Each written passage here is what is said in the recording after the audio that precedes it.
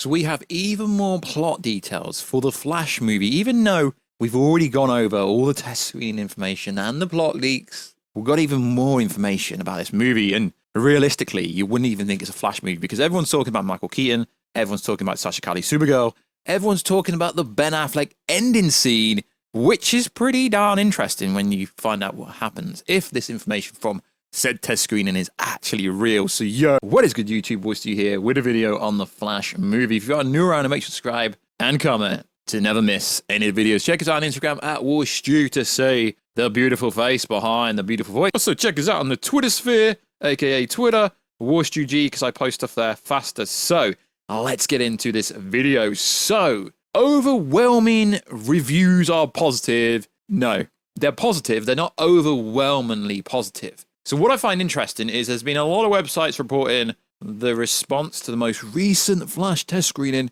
is crazily overwhelming. No, it was positive. But Thor, Love and Thunder was overwhelmingly positive, and then you watch it and realize it wasn't. So big screen leaks, so the reactions weren't overwhelming positive like some people were saying, but the general consensus was the people had a good time with it. So people are having a good time with this movie, but the problem they have is the biggest cheers, allegedly, aren't really to do with the Flash. Barry meeting Keaton. Keaton coming out in his Batsuit for the first time. Young Barry seeing the old Batmobile.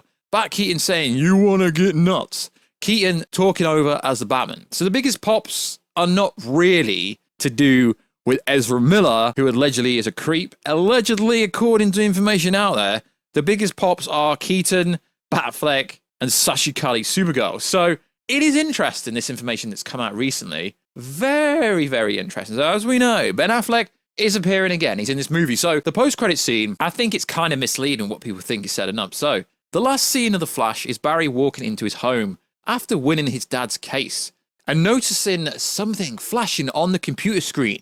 All of a sudden, Ben Affleck shows up on them and says, "You have to save us, Barry.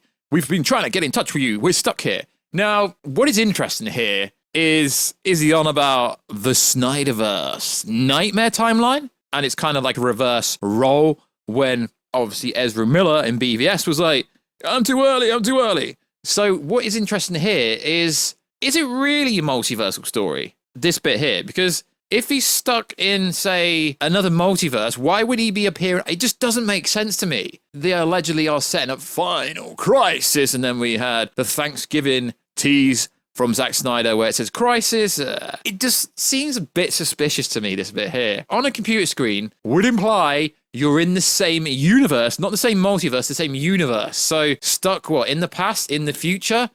As we know, the nightmare scene was supposed to be the future. Does this actually say anything to do with the Snyderverse? Probably not, but I thought I'd mention it. Very fascinating. So this bit here also is very, very fascinating. So when the space-time continuum starts collapsing, the Flash starts seeing heroes from different worlds. And that's when we see a CGI'd Adam West, Helen Slater, and Linda Carter. There's also a Superman character with his face blurred. Probably to include a new actor. No, probably to include Henry Cavill. What are you freaking on about? A new actor. So we're getting the silhouette at the end of Peacemaker. We're getting the Henry Cavill stunt double in Shazam, and we're getting a blurred version here. What if negotiations are going on behind the scenes with Henry Cavill Superman?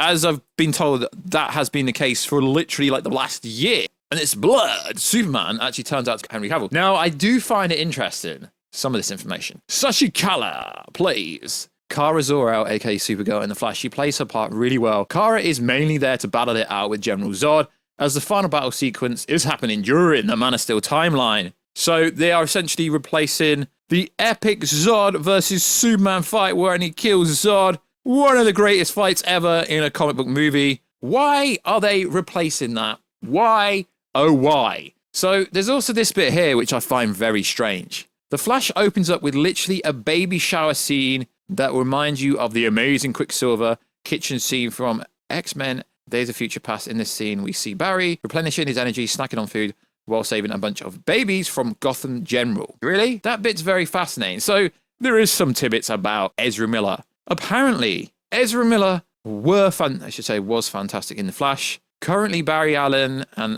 18-year-old Barry Allen had amazing chemistry. have been told that Miller absolutely nails both performances. The Flash had an absolutely incredible positive screening all night. Okay, it's funny how loads of different people keep reporting this. The thing here is, this information is not supposed to get out anywhere. The majority of the audience gave it an excellent rating, with a runtime at 2 hours and 50 minutes, and yes, Ezra Miller's in The Flash. Okay, they're not going to reshoot the whole movie. They're not going to do that, but it is a bit weird how we get the biggest show of the year, San Diego Comic-Con, and they have over an hour slot, and they literally gave 50 minutes to Black Adam and like 10 minutes to Shazam. I find that very suspicious. Keaton plays an integral supporting role to Barry, but the Flash still is in Barry Allen film. It's about his desire to change the past and bring his mum, and also prove his dad's innocent. So it's literally just a Flashpoint storyline. Why are people making out this as an origin? It's literally Flashpoint animated movie, but they're changing bits. Keaton is amazing, no doubt, but he doesn't steal Barry's light. Well, I'm pretty sure he would if he actually could. So many tidbits about this, but one thing that I do find very strange and very interesting is this. So Zod only interacts with Supergirl apparently, but then it's claimed that Ezra Miller is shown rescuing people in Metropolis during the Kryptonian invasion. So you're telling me Ezra Miller, the Flash, was the Flash back in Man of Steel, which nearly came out 10 years ago. So this kind of scraps him becoming the Flash and the whole him being flimsy in the Suicide Squad movie where he has his interaction with Captain Boomerang. So you're telling me the Flash is going to be there saving people during what was Superman versus Zod, but it's going to be Zod versus Supergirl, and it's going to be Woman of Steel instead of Man of Steel. Now, I don't have a problem with Sasha Calle Supergirl becoming Supergirl because Supergirl is freaking a badass, but getting rid of Superman for no apparent reason. Now, the rumor is still the same thing, that Zod kills baby Kal-El on Krypton. I mean, sure, I've had a few people tell me that, but we won't know till the movie comes out. But it is fascinating that they're changing the history and inserting the Flash in the background scene, saving people with the Man of Steel fight. And I guess because if you look at the start of BVS, we have Bruce Wayne driving around trying to save people. But does that mean that scene doesn't happen anymore because the Flash is going to save everyone? Thus, for no one would get killed in this fight in terms of civilians, people on the streets. It's very weird. This movie's going to be very expensive if they are going to have the Flash doing all this random stuff for literally no people. Ezra Miller, Barry Allen saving people in Metropolis. This realistically would change a lot. And I don't understand why they would do that. That actually seems like a waste of CGI. It's clear that Warner Brothers are trying to erase every freaking piece of Henry Cavill's Superman, yet they keep using his silhouette in Peacemaker Shazam 1. Really is a weird one. It really is a weird one. Now, additional rumors for the Flash movie suggest this. Visual effects are still being worked on. It's claimed Ezra Miller is a great Flash, and he is a great version of the multiverse version.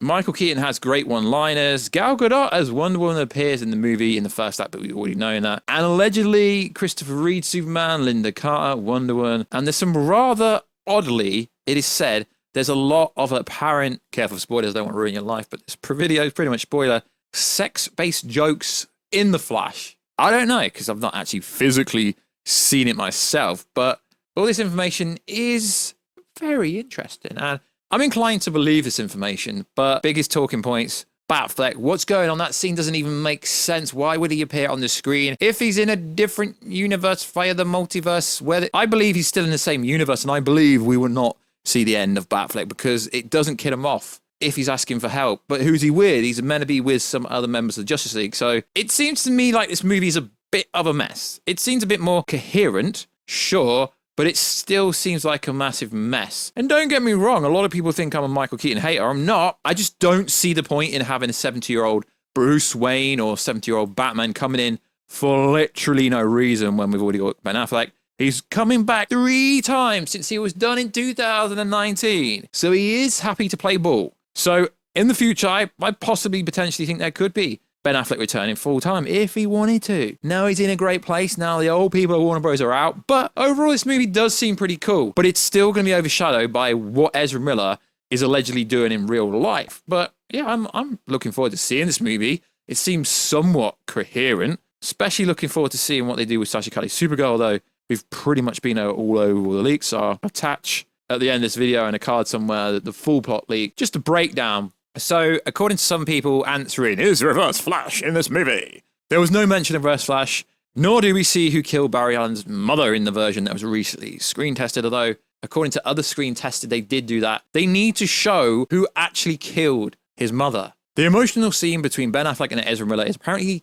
the scene where Barry discusses with Bruce the possibility of going back in time to save his mother and changing the past. Bruce then talks about why changing the past is never a good idea. After Barry fixes everything, Jason Momoa pops up in the post-credit. Initially, when Barry gets stuck in the young Barry timeline, he tries to find Arthur Curry. He searches and calls Tom Curry, who tells Barry he doesn't have a son. The CGI cameo showed up when the world collided because of the disruption in the space-time continuum and do not interact with the Flash anyway. That's clearly obvious. Sadly, no Grant Gustin cameo. They're not going to show that all these cameos will not make it into test screening.